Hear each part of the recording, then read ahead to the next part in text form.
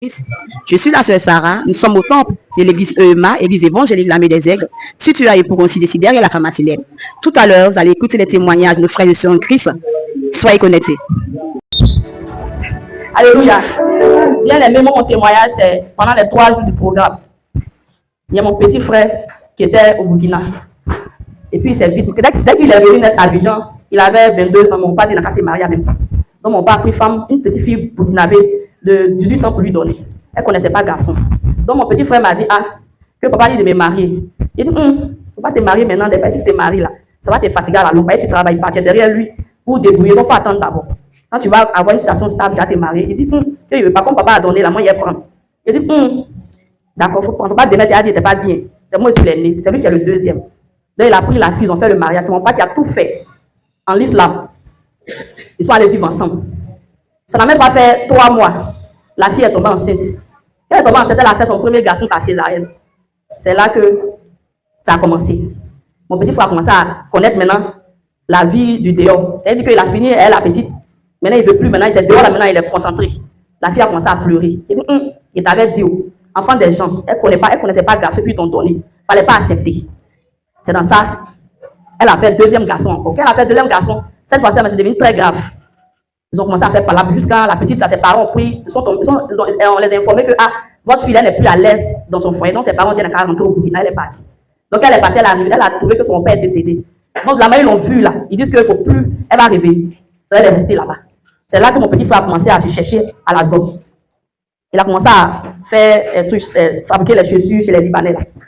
Il a commencé à se chercher. Mon père aussi a commencé à lever sa main sur lui. Il dit, comme il t'a donné femme, tu as joué avec elle là. Il veut pas aussi, il faut te quitter derrière moi, il faut te chercher. Donc le petit a commencé à se chercher, ça n'a pas été facile. Et c'est dans ça que, un jour, il était là comme ça. Il dit, il m'a appelé, il dit, grande soeur, il y a eu un peu d'argent. Je vais faire mon passeport pour aller au Maroc. Parce que là-bas, ici, il est dur. Il n'arrive pas à me retrouver. C'est ce que tu as fait à la fille là. C'est ça qui a train de te rattraper. Il dit, tu es sûr? Il dit, oui, c'est ça. Donc c'est ainsi qu'on a commencé à faire les papiers doucement, doucement. Et puis l'enfant est parti. Quand il est arrivé au Maroc là-bas, c'est mon message, il a compris à l'aéroport, tout ça là. En ce moment, je ne connaissais pas papa. Il est parti. Et quand il est arrivé là-bas, ça allait bien. C'est là que j'ai croisé papa. Ça allait bien. Un coup comme ça, il m'a bloqué. Il m'a bloqué, il ne m'appelle plus. Quand il envoie un message, ça ne passe pas. Depuis le mois de septembre, il envoie un message, il me répond. Pourtant, c'est lui qui me dépanne un peu. Parce que j'ai son petit garçon qui est resté avec moi. La fille a pris un, elle est partie. Elle a laissé un dans sa main. Donc, on ne peut pas s'occuper là. Moi, j'ai pris l'enfant. Donc, l'enfant avec moi. Il me donnait un peu pour m'occuper de l'enfant. Il m'a bloqué. Comment il a fait? L'enfant va à l'école. Pendant les 3 jours du programme, il a mis ça au pied du Seigneur. Il dit, Seigneur, si vraiment c'est ton serviteur, qui est notre papa, si vraiment c'est ton serviteur, il a dit beaucoup de choses qui est vrai. Quand il dort, je le vois en rêve. Il dit, ma fille, il faut être toujours à l'église. Les dimanches, je ne peux pas rater. Je néglige un peu. Tout ce que tu dis, quand il m'appelle devant, quand il parle et puis il rit là, c'est tellement juste là, il n'arrive pas à comprendre. Donc aujourd'hui là, pendant les 3 jours là, je veux voir vraiment si c'est ton serviteur. C'est ainsi qu'on a commencé le programme. Le premier jour, ça n'a pas été facile. La plus de chicoter, ça n'a pas été vraiment facile. Parce que le Saint-Esprit s'est manifesté. Et le deuxième jour, quand nous sommes arrivés, c'était mon sujet. J'ai dit, Seigneur, je t'en supplie. Il ne faut pas les 3 jours avons fini. Il ne faut pas que je sois resté inaperçu. Il faut débloquer ce qui se passe entre mon petit frère. Puis il m'a bloqué là. Je ne sais pas il y a quoi. Il faut débloquer ça pour moi, dans le nom puissant de Jésus. Et le deuxième jour a passé. Hier, il est là comme ça. Il prend mon téléphone. Il regarde. Parce que quand il envoie un message, ça ne passe pas. C'est lui-même qui m'envoie un message. C'est lui-même qui m'envoie un message. Il dit, grande soeur, comment tu vas? Ça fait 2 jours. Pendant ce temps, il sait qu'il m'a bloqué. Lui-même, il sait qu'il sait. Mais il me dit, ça fait 2 jours. Il dit, ça fait 2 jours que je suis là. Il dit, ça va. Il dit, oui, ça va. Mais il dit, il y a eu problème au Maroc. On dit, il y a eu tremblement de terre. J'espère que tu n'as rien eu. Il dit, oui, effectivement, mais je n'ai rien eu parce que le Seigneur m'a gardé. Mais à la fin de ce mois, il a envoyé quelque chose. Alléluia. Mon deuxième témoignage, papa m'a appelé la dernière fois au terrain. Il dit, quand tu vas commencer à travailler, tu vas acheter une voiture, c'est vrai. Parce que, d'accord. Parce que tu es dans la voiture vraiment. Et il a vu, c'était tellement juste. C'est ce qu'il a dit à Dieu. Dès qu'il commence à travailler, il a dit acheter une voiture. Et papa a vu ça, c'était propre. C'est quand il voit là, c'est ça. Donc, ce matin-là, il va vous dire que vous êtes assis ici là. C'est que l'homme de Dieu dit dans votre vie là. Ce n'est pas quelqu'un qui va venir vous dire que papa est comme ça. Et vous allez suivre la personne. Parce que tu sais comment tu es venu ici. La relation qui est entre toi et ton père là, c'est sur ça que tu dois marcher. Ne laissez pas quelqu'un qui va vous influencer. Parce que c'est un vrai serviteur de Dieu.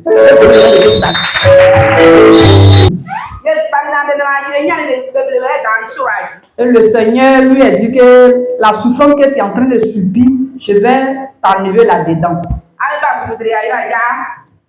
Elle dit, elle avait 3 sujets de prière au Seigneur. Si le Seigneur a ressuscité Lazare, c'est qu'il peut le faire aussi pour moi. Si le Seigneur a guéri les lépreux, c'est qu'il peut aussi faire pour moi.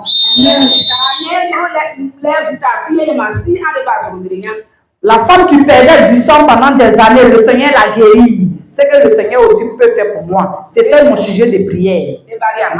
Le Seigneur a exaucé ma prière. Un jour, j'étais couché, j'étais déjà morte. Et le Seigneur m'a dit, pendant que j'étais couché, le Seigneur m'a dit, tu vas te relever. Je vais te relever. Tu n'es pas mort. Là où j'étais couché, dans le sens c'était comme j'étais morte, j'étais dans un tombeau. Le pain, quand les gens meurent, puis on met sur leur corps, c'est ça qui était sur mon corps, dans le son, j'étais déjà morte. Seulement, il y avait un monsieur derrière moi. Et le monsieur me dit dans le songe, lève-toi dans ce tombeau. Lève-toi dans ce trou. La mort n'est pas pour toi.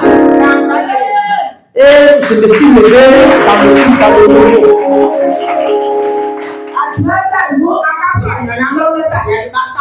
C'est pourquoi je ne peux pas m'asseoir sur ce témoignage, parce que le Seigneur m'a ressuscité dans tes morts.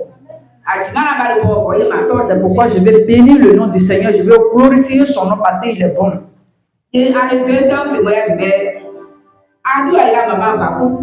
Mon deuxième témoignage, ma fille était chez maman à la maison.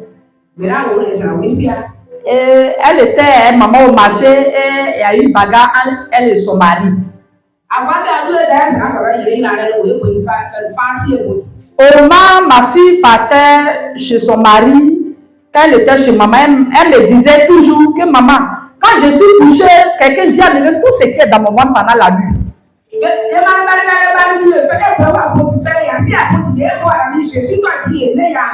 Alléluia. Et j'ai dit au Seigneur dans ma prière, tout ce que l'ennemi a arraché dans le ventre de ma mère, elle ne peut pas faire enfant. Tout ce que l'ennemi a arraché pour envoyer, remets pour qu'elle puisse en coucher, pour qu'elle puisse avoir l'enfant. Et quand elle est venue chez l'homme de Dieu, le Seigneur s'est glorifié. Quand elle est repartie chez son mari, la même semaine, elle a pris une grossesse. C'est pourquoi je vais bénir le nom du Seigneur ce matin. Et je vais glorifier le nom du Seigneur. Je vais bénir le nom du Seigneur.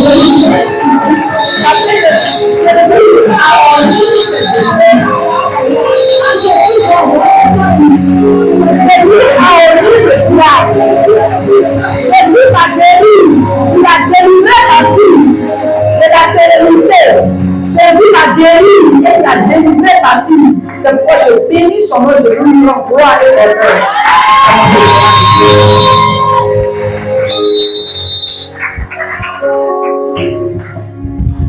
Alléluia. Jésus est puissant. Jésus est puissant. Alléluia. Je vais appeler la sœur Annie pour son témoignage. Et pendant qu'elle arrive pour son témoignage, Je ne vais pas tout expliquer ici. Elle va partir tout court. Et le Seigneur lui a dit que la souffrance que tu es en train de subir, je vais t'enlever là-dedans. Elle dit qu'elle avait 3 sujets de prière au Seigneur. Si le Seigneur a ressuscité Lazare, c'est qu'il peut le faire aussi pour moi. Si le Seigneur a guéri les lépreux, c'est qu'il peut aussi faire pour moi.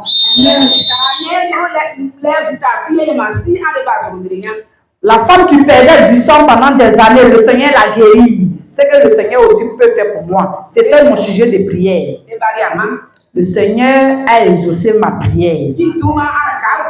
Un jour, j'étais couché, j'étais déjà morte. Et le Seigneur m'a dit, pendant que j'étais couché, le Seigneur m'a dit, tu vas te relever. Je vais te relever. Tu n'es pas mort. Là où j'étais couché, dans le sens c'était comme j'étais morte, j'étais dans un tombeau. Le pain, quand les gens meurent, puis on met sur leur corps, c'est ça qui était sur mon corps, dans le son, j'étais déjà morte. Seulement, il y avait un monsieur derrière moi. Et le monsieur me dit dans le songe, lève-toi dans ce tombeau. Lève-toi dans ce trou. La mort n'est pas pour toi. Et je me suis levée dans le tombeau.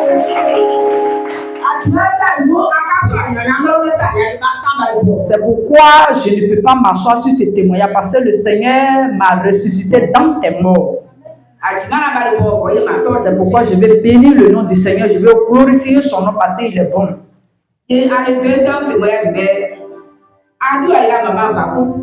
Mon deuxième témoignage, ma fille était chez maman à la maison. Et elle était maman au marché et il y a eu bagarre entre elle et son mari. Au moment, ma fille partait chez son mari, quand elle était chez maman, elle me disait toujours que maman, quand je suis couchée, quelqu'un dit à lever tout ce qui est dans mon ventre pendant la nuit.